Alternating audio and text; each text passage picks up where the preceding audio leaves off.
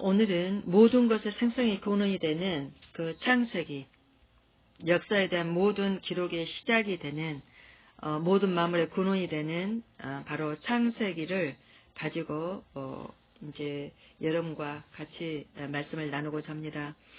창세기 1장 1절에 보면 태초에 하나님이 천지를 창조하시니라 라는 말씀이 나옵니다. 이것은 하나님의 선포입니다. 하나님께서 여기에서는 하나님이 주어가 되죠. 이 주체가 되신 하나님께서 천지를 창조하셨다라는 이런 그냥 우리에게 그 어떤 의견을 또한 동의를 구하는 것이 아니고 그냥 하나님께서 창조하셨다라고 그저 그냥 선포하는 말씀인 거죠. 그리고 여기 태초에라는 말은 영원한, 우리가 계산할 수 없는 그런 영원한 세계를 의미하는 거죠. 이 첫 구절은 성경 전체를 여는 키가 됩니다. 그리고 어떻게 보면 우리가 이 태초에 하나님이 천지를 창조하시니라 이 말씀에서 하나님의 권위가 느껴지는 그런 지금 진리를 선포하셨다고 보는 거죠. 여기 첫 문장에 지금 주어가 하나님이다라고 제가 말씀드렸는데 하나님은 어떤 분이신지 아무런 설명도 없이 지금 하나님께서 무작정 천지를 창조하셨다라고 우리에게 지금 알리고 계신 겁니다. 그리고 성경은 하나님에 대해서 증명을 해주는 그런 책이 아니고 하나님께서 직접 우리에게 선포하신 그런 말씀이다라는 겁니다. 이 우주 모든 만물의 근원을 하나님의 말씀으로부터 나왔다는 것이죠. 곧 하나님의 입으로부터 직접 나온 말씀이라는 것입니다. 우리가 하나님의 천지 창조 사역의 일정표를 잠깐 살펴보겠습니다. 첫째 날에 빛이 있으라 하심에 빛이 있었다고 했습니다. 그리고 빛은 낮이라 칭하시고 어둠을 밤이라 칭하셨다라고 했습니다. 그리고 지으신 다음 보기에 좋았더라라고 말씀하셨죠. 둘째 날은 궁창 하늘을 만드셨는데 하늘 아래의 물과 하늘 위의 물을 만드셨다고 했습니다. 이 하늘의 물은 노아의 홍수 때 40일간 주야 동안 그 비가 쏟아지면서 하늘의 모든 물들이 아래로 다 쏟아진 겁니다. 그리고 창세기 5장에 보면 그 노아 시대 이전의 사람들의 평균 수명이 거의 한 700~800세 이상 된 걸 우리가 볼 수 있습니다. 그런데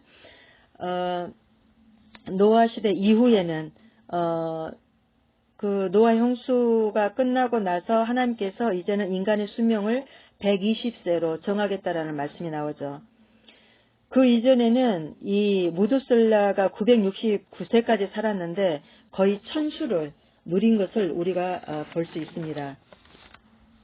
그리고 이 하늘의 의미도 여러 개의 하늘로 볼 수 있는데 첫째는 그 우리가 지금 이 숨쉬고 살아가는 이 대기권, 이 지구의 대기권까지의 하늘과 그리고 또 대기권을 벗어난 은하계, 우리가 은하계 그러면은 은하계가 거의 한 1000개의 그 이상의 그런 1000억 개 이상의 그 은하계가 있다라고 이렇게 해요. 그만큼 넓고 광대한 그런 세계죠.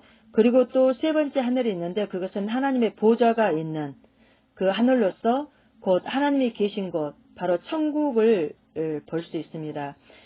그리고 이제 우리가 지금은 우주 탐사선을 이렇게 보이죠? 1호를 지금 1977년도 9월에 보냈는데 이제 이것이 2030년이면 그 수명을 다하게 된다고 합니다. 그런데 거의 지금 40년이 넘는 동안 거의 지금 한 200억 킬로미터를 달리면서 여러 가지 그 은하계의 사진들을 전송해 주고 있는데 거의 한 20시간 정도가 걸린다고 합니다. 지금 200억 킬로미터를 이 보이저 1호가 지금 달렸다고 하니 얼마나 이 우주가 광활한지 우리가 좀 느껴지지 않습니까? 그런데 그 광활한 우주를 바로 하나님께서 창조하셨다는 것이죠. 그리고 이제 셋째 날에는 그 뭇을 땅으로 이제 땅이라 하시고 그리고 모인 물을 바다라 부르시고 그리고 땅은 풀과 각종 씨 맺는 채소와 씨 있는 열매를 만드셨습니다. 넷째 날은 광명체와 발광체를 만드셨는데 해, 달, 별을 만드셨다는 것입니다.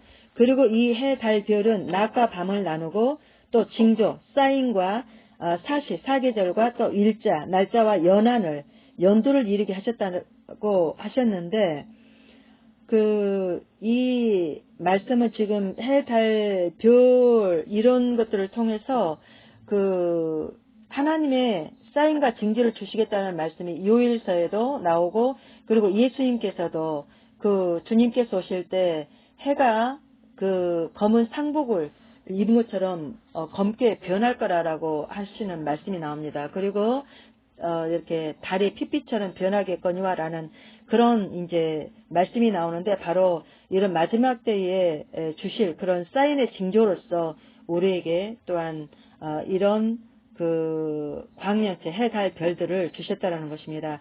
그리고 이제 요즘에 스텔라리움이라는 이런 기기를 통해서 이제 태초부터 일어났던 모든 것들을 우리가 알 수 있는 그런 시기에 우리가 살고 있습니다. 우리가 이제 지구가 태양의 주위를 하루에 한 번씩 자전하면서 1년에 365번을 돌게 됩니다. 그것이 1년이 되는 거죠. 그리고 지구가 한 바퀴를 하루에 한 바퀴 돌면 그것이 하루가 되는 겁니다. 그런데 이 지구를 또 돌고 있는 이 지구를 또 달이 이렇게 한 달에 이렇게 한 번씩 돈다는 사실입니다. 그런데 우리가 이제 이렇게 아주 미미한 시간의 차이지만은 돌면서 이렇게 윤달도 끼기도 하고 그렇죠. 그런데 그런 모든 것들을 하나님께서 이렇게 미미한 차이를 만드셨고 또 이제 정확한 이렇게 지난 과거의 시간들을 추적해서 우리가 계산할 수 있는 그런 이용구의 자료로 하나님께서 만드셨다는 거죠. 너무나 치밀하지 않습니까? 그래서 지금은 구약에 일어났던 일식이라든지 월식에 대한 그런 사건들까지도 언제 어느 시점에 일어났는지 그래서 성경에 이제 잘못 기록되어 있었던 그런 이제 계산들 그런 것까지도 지금 이렇게 교정해서 볼 수 있는 그런 시점에 우리가 살고 있다라는 것입니다. 이제 그리고 또한 이 방법을 통해서 예수님께서 태어난 시기까지도 측정을 하고 그렇다는 것이죠. 그리고 이제 다섯 번째 날에는 물고기와 물속의 모든 생물의 종류와 날개 있는 모든 새를 종류대로 창조하셨다는 것입니다.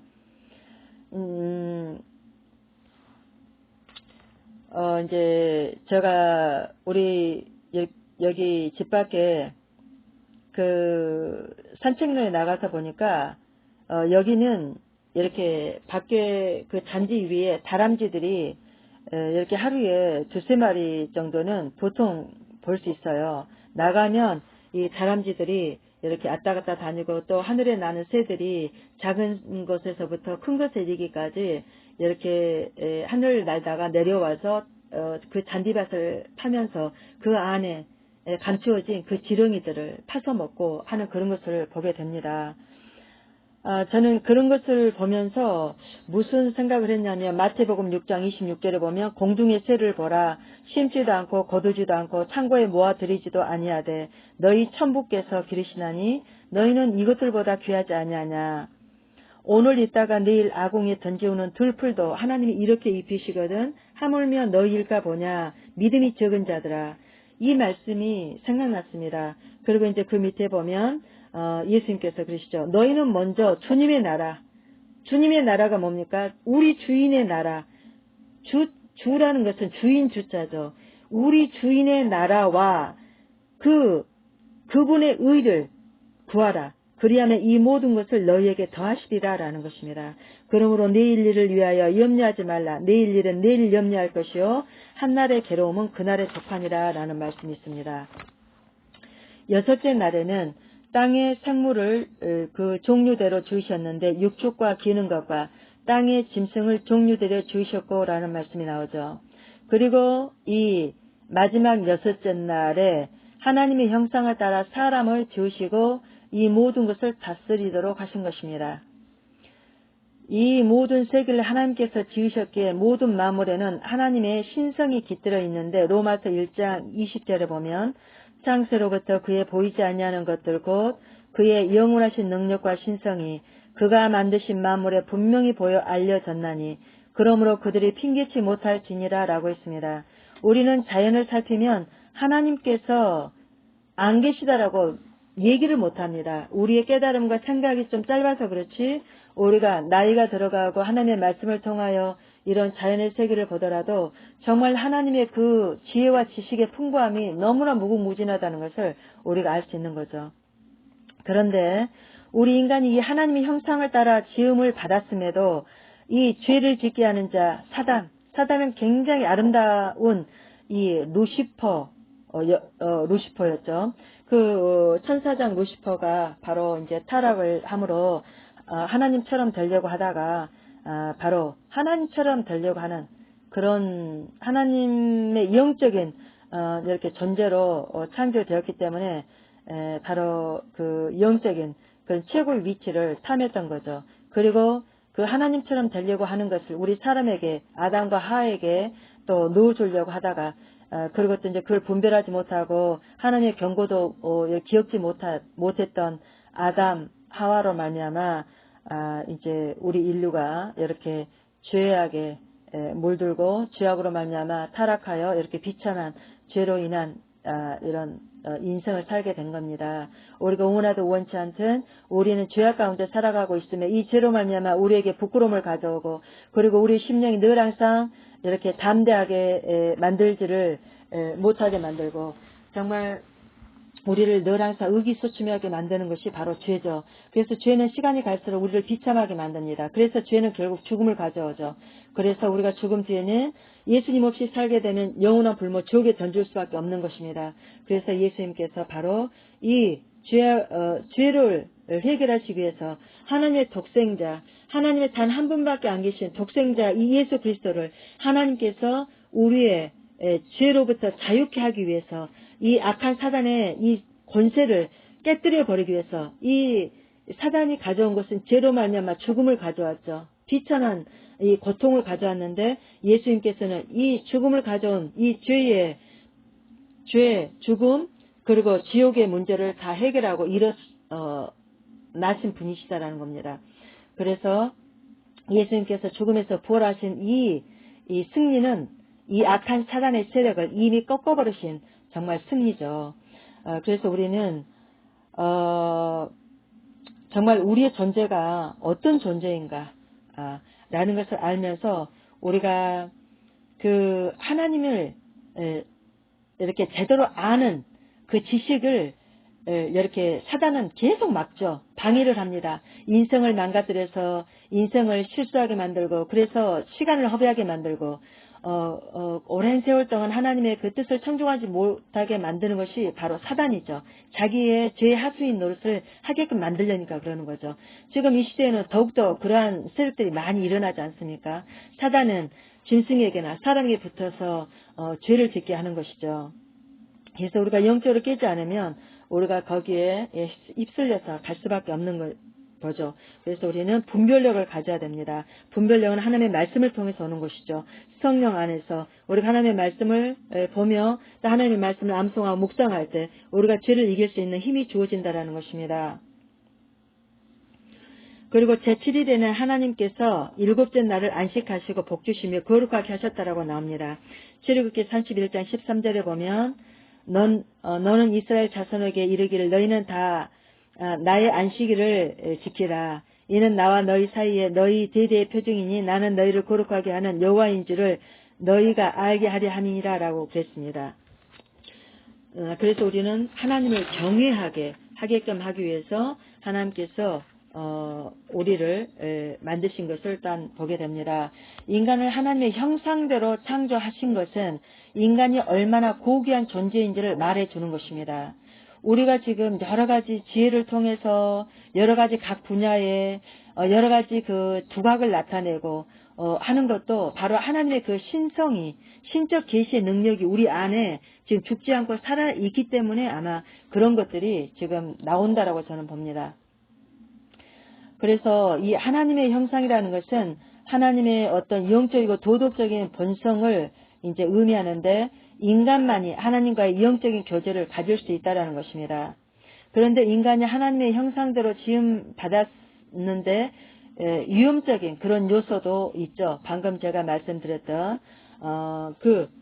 자신도 모르게 하나님처럼 되려고 하는 이런 사단의 꾀임에 빠져서 그 죄의 종로를 함으로 말미암아 우리가 세상적으로 좀 잘 나가고 어떤 다른 사람보다 남다른 위치라든지 존경받을 만한 위치와 또한 인정받을 만한 위치에 서게 되면 자신도 모르게 사람을 다스리려고 하는 그런 하나님 자리에 서려고 하는 그런 습성이 나도 모르게 배어 나온다는 사실인 거죠.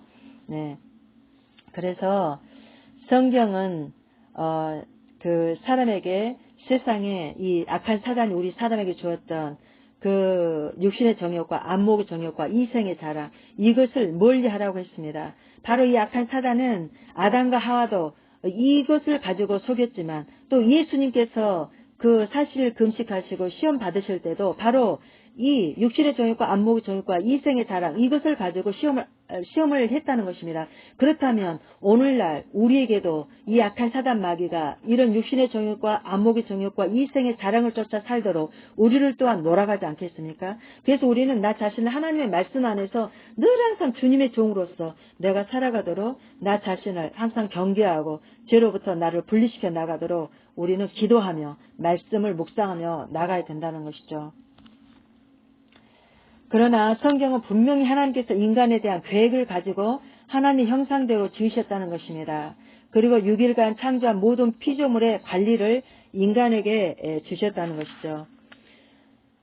우리가 하나님을 신뢰할 때 하나님께서는 우리를 지도하시고 또한 다스리시고 통치하시고 섭리하시고 세상 끝날까지 지켜주시겠다라고 약속을 해주셨습니다. 빌립보서 4장 19절을 보면 나의 하나님이 그리스도 예수 안에서 영광 가운데 그 풍성한 대로 너희의 모든 쓸 것을 채우시리라 라고 했습니다. 우리 성도들은 예수 그리스도의 보배로운 피로 구속함을 입은 귀한 존재들로서 주님께서 우리에게 주신 사명 또한 잘 감당해야 되는 것이 마땅한 거죠. 모든 만물은 하나님께서 창조하시고 하나님 보시기에 좋았더라라는 말씀을 매 창조하는 날 끝날에 하시게 됩니다. 그래서 이 하나님께서 창조하셨던 그 날 저녁마다 하나님 보시기에 좋았다라는 이 말씀이 7번 나옵니다. 그것은 하나님께서는 자신의 기쁨과 영광을 위한 목적으로 이 만물을 지으셨다는 것을 의미하는 거죠. 우리도 어떤 작품을 만들 때 마음이 흡족하게 나오면 애지중지 아끼게 되죠. 그리고 그 작품은 바로 내 것입니다. 바로 하나님께서 만드신 우주 만물과 우리 자신도 바로 하나님의 것이라는 것입니다. 그래서 우리는 하나님께 영광을 돌리는 삶을 살아가는 것이 마땅하다는 것이죠. 로마서 11장 36절에 보면 누구든지 자기를 위하여 사는 자가 없다라고 나옵니다. 이는 만물이 주에게서 나오고 주로 말미암고 주에게로 돌아갑니다. 주가 누구입니까? 주인 아닙니까? 이는 만물이 주인에게서 나오고 주인으로 말미암고 주인에게로 돌아갑니다. 그에게 영광이 세세 무궁토록 있을지어다. 주인은 누구십니까? 바로 하나님의 본체이신 예수 그리스도이신 겁니다. 빌립보서 2장 4절에 보면 그는 바로 예수 그리스도는 그 근본이 하나님의 본체이셨다라고 나옵니다. 예수님은 하나님의 본체이셨기에 하나님의 능력이 나타나셨던 것입니다. 복음서에 보면 어떻습니까? 예수님께서 말씀하시니까 물이 포도주로 변했습니다. 그리고 바다를 명하여 바다야 잔잔하라 하니 잔잔케 되었다라고 했습니다. 또 죽은 나사로가 무덤에 있을 때 예수님께서 나사로야 나오라 말씀하시니까 나사로가 그 수족을 정인채로 무덤 밖으로 나온 사건이 있었죠. 그리고 소경 바디모에게 눈을 뜨게 하시고 그리고 또 18년 된 그 중풍병 환자가 누워있을 때 예수님께서 여인에게 내 죄사함을 받았느니라 라는 말씀을 하셨습니다. 그냥 말씀을 하셨죠. 그런데 사람이 중풍병 환자가 자기 침상을 들고 일어서서 자기 집으로 돌아간 사건이 있죠.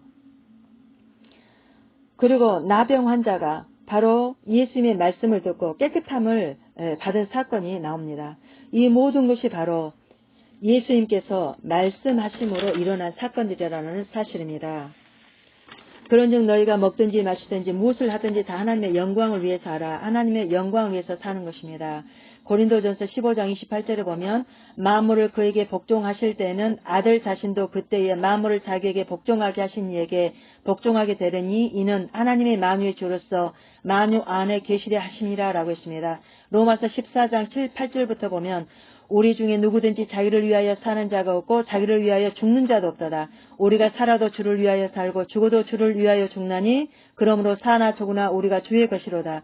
내가 어찌하여 내 형제를 비판하느냐? 어찌하여 내 형제를 업신여기느냐? 우리가 다 하나님의 심판대 앞에 서리라. 기록되었을 때 주께서 이르시되 내가 살았노니 모든 무릎이 내게 꿇을 것이요 모든 혀가 내게 자비하리라 라고 했습니다.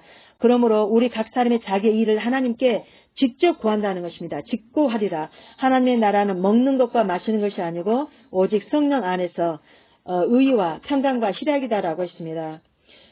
베드로전서 5장 6, 7절에 보면 그러므로 하나님의 능하신 손 아래서 겸손하라. 때가 되면 너희를 높이시리라. 너희 염려를 다 주께 맡겨버리라. 이는 그가 너희를 돌보심이라. 만일 누가 말하려 하면 하나님께서 말씀하시는 것 같이 하고 누가 봉사하라면 하나님이 공급하시는 힘으로 하는 것 같이 하라. 이는 범사에 예수 그리스도로 말미암아 하나님이 영광을 받으시게 하려 함이니 그에게 영광과 권능이 세세 무궁토록 있느니라. 아멘이라고 했습니다. 이 모든 창조는 인간을 위한 하나님께서 친히 준비하신 것으로서 인간을 맨 마지막에 지으셨다는 것입니다.